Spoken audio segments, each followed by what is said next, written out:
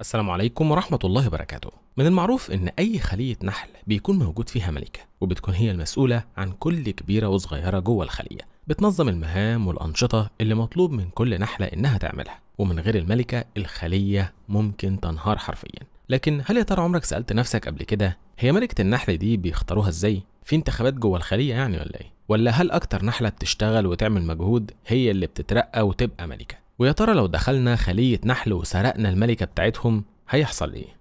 اهلا بيكم، انا عمرو عابدين. بس قبل ما نبدأ، لو لسه جديد في القناة ما تنساش تعمل سبسكرايب وتفعل الجرس علشان توصلك فيديوهاتنا اول باول. وبالمناسبة عملنا قناة جديدة اسمها حكاوي، بننشر عليها فيديوهات طويلة بنحكي فيها قصص واقعية وغامضة ومثيرة. اشتركوا فيها وهتعجبكم ان شاء الله.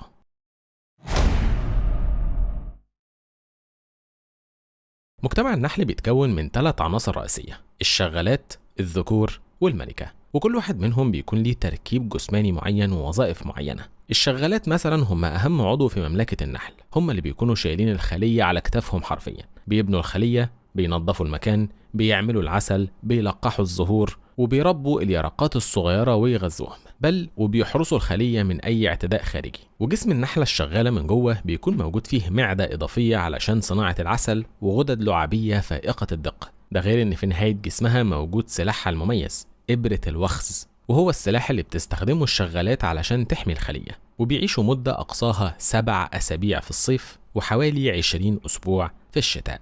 أما بقى ذكور النحل واللي بيطلق عليهم اسم الطيارين أو الدرونز، فدول نقدر نسميهم ملوك الروقان.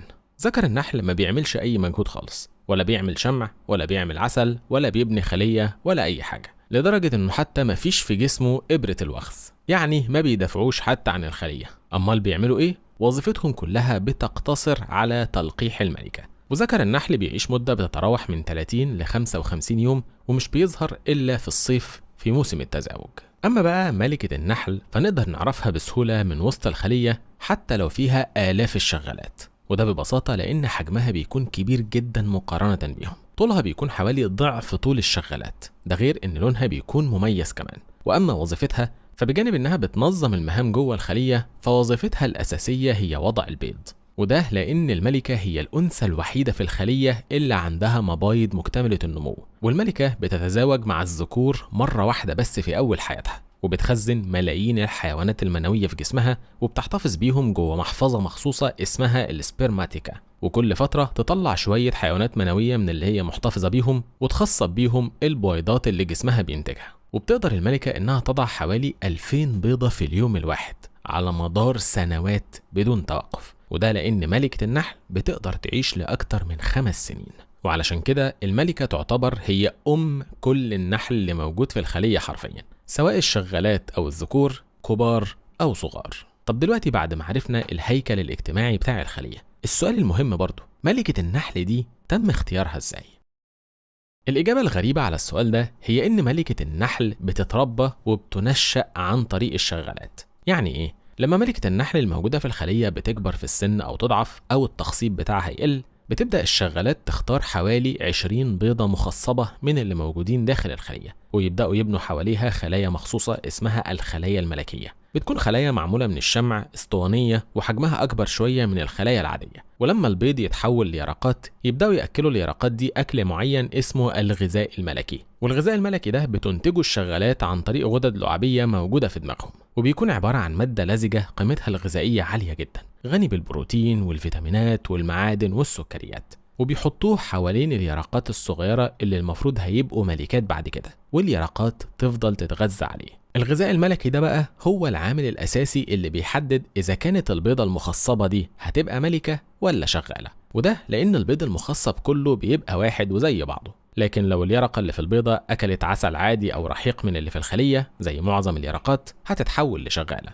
لو أكلت غذاء ملكي، حجمها هيكبر، أعضائها التناسلية هتتكون، مناعتها هتزيد، وتتحول ملكة. والصفات اللي بتكتسبها من خلال الغذاء الملكي ده هو اللي بيخلي ملكة النحل تقدر تقاوم الأمراض وتعمر لفترة تصل ل5 سنوات زي ما وضحنا. يعني من الآخر كده، اللي بيخلي نحلة تبقى ملكة نحل هو إن البيضة اللي اتكونت منها وقع عليها الاختيار بالحظ من الشغالات، وأي بيضة مخصبة في الخلية مؤهلة إنها تاخد الفرصة دي. لكن كل الفكرة مين صاحبة الحظ السعيد اللي هيتم اختيارها. دلوقتي بقى في سؤال بيطرح نفسه بخصوص الغذاء الملكي. الباحثين لفترة طويلة كانوا فاكرين إن العناصر الغذائية العالية اللي موجودة في الغذاء الملكي هي السبب الأساسي إن النحلة حجمها بيكبر قوي كده وتتحول ملكة، وعلشان كده تركيبة الغذاء الملكي اتعمل منها أدوية وبقى الناس ياخدوها كمكملات غذائية. لكن المدهش بقى إن مجموعة من الباحثين من ألمانيا اكتشفوا إن السيناريو غير كده خالص. اكتشفوا إن اللي بيخلي نحلة تبقى ملكة نحل مش إنها بتتغذى على الغذاء الملكي، بل لأنها مش بتتغذى على العسل والرحيق. وده لأن العسل والرحيق موجود فيهم حمض البيكوماريك اللي بيجي من النباتات، والمادة دي بتخلي النحل ما يكونش أعضاء تناسلية، فالنحلة اللي بتاكل منه بتتحول شغالة. لكن لو كلت أي حاجة تانية مش جاية من أصل نباتي ممكن تتحول ملكة حتى لو ما كلتش الغذاء الملكي. وبالفعل اتعملت تجربة جابوا فيها مجموعة من اليرقات وأكلوهم أكل معين فيه بيكوماريك، وجابوا يرقات تانية وأكلوهم أكل تاني ما هواش غذاء ملكات ولا حاجة لكنه خالي من البيكوماريك. وكانت النتيجة إن مجموعة اليرقات الأولى ما كونتش أعضاء تناسلية والمجموعة التانية هي اللي كونت. يعني من الآخر كده الشغالات بيأكلوا كل النحل الصغير عسل ورحيق علشان ما يتحولوش لملكات، وإلا نظام الخلية كله هينهار، وكأنهم بيأكلوهم حاجة تعمل لهم عقم. طب برضه خلينا نطرح سؤال تاني مهم. احنا قلنا من شوية ان الشغالات ما بيختاروش بيضة واحدة وبيغذوها على الغذاء الملكي، بيختاروا حوالي 20 بيضة، فهل الكلام ده معناه ان كده هيبقى معانا 20 ملكة جداد؟ ولو معانا ال20 ملكة دول بيروحوا فين؟ وايه مصير الملكة العجوزة اللي لسه موجودة في الخلية؟ الشغالات فعلا بيختاروا حوالي 20 بيضة، وده ببساطة لأنهم لو اختاروا بيضة واحدة واعتمدوا عليها وبعد كده البيضة دي حصل فيها أي مشكلة هتبقى كارثة بالنسبة للخلية، وعلشان كده بيختاروا أكتر من بيضة ويهتموا بيهم علشان يبقوا في الأمان.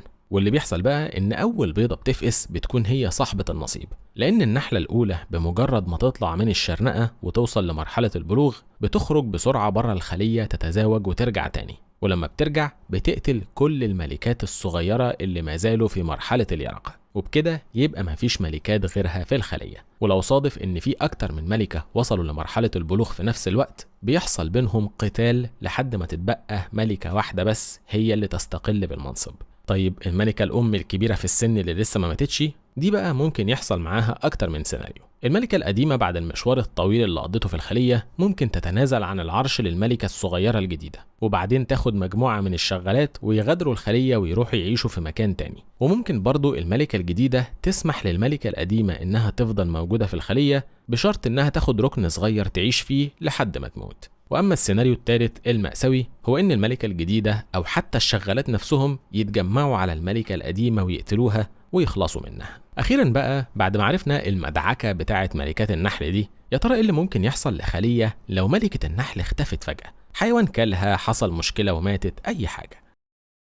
الحقيقة في تجارب كتير اتعملت شالوا فيها ملكة النحل من الخلية وبدأوا يراقبوا الشغالات ويشوفوهم هيعملوا ايه، واللي كان بيحصل في كل مرة انه خلال ساعة بالكتير بيختل توازن الخلية بالكامل. الشغالات تبدأ تتعامل بسلوك عدواني مع بعضهم، ومنهم اللي بيطير ويروح يدور على ملكة في مكان تاني، او اللي ينضموا لخلية جديدة فيها ملكة، ويفضل البيض اللي في الخلية كله غير مخصب، والبيض الغير مخصب هو اللي بيتحول لذكور، فبالتالي كل اليرقات اللي بتكبر بتبقى ذكور وبس، وما بيفضلش شغالات يعملوا المهام بتاعة الخلية. وفي الحالة دي إما الخلية بتنهار تماما، أو الشغالات يروحوا على أي بيضة مخصبة أو يرقة أنثى لسه في الخلية ويشيلوها هلا بيلا يحطوها في خلية ملكية ويفرزوا حواليها غذاء ملكي من الغدد بتاعتهم على أمل إنها تتحول لملكة عذراء تكون هي أملهم الأخير في إنقاذ الخلية.